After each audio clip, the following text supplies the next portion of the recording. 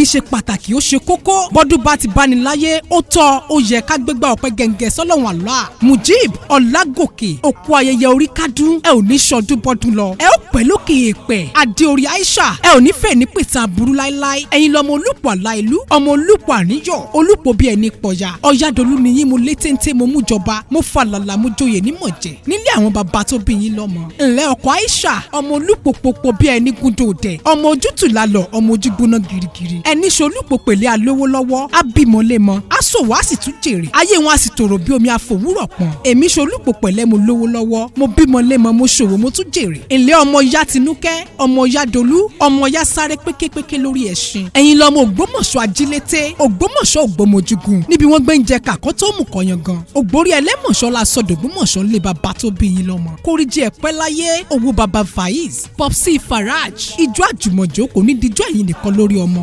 pẹ́pẹ́pẹ́ lowó ṣàrọ́ àtẹ̀pẹ́ lẹ́sẹ̀ ń tẹ̀nà ẹ̀ tẹ̀lẹ̀ yí pẹ́ lágbára Ọlọ́run ọba òjòjò oníṣòwò kó má lè nájà kókókó lára ọ̀tá máa lè Adémọ́lá Ògúnlùsì aláṣẹ Joseph and Gideon Automobile Nigeria Limited ló wí pé àṣeyí ṣàmọ́dún nínú ọlá àtọrọ̀ tó pọ̀ rẹpẹtẹ happy birthday long life and prosperity.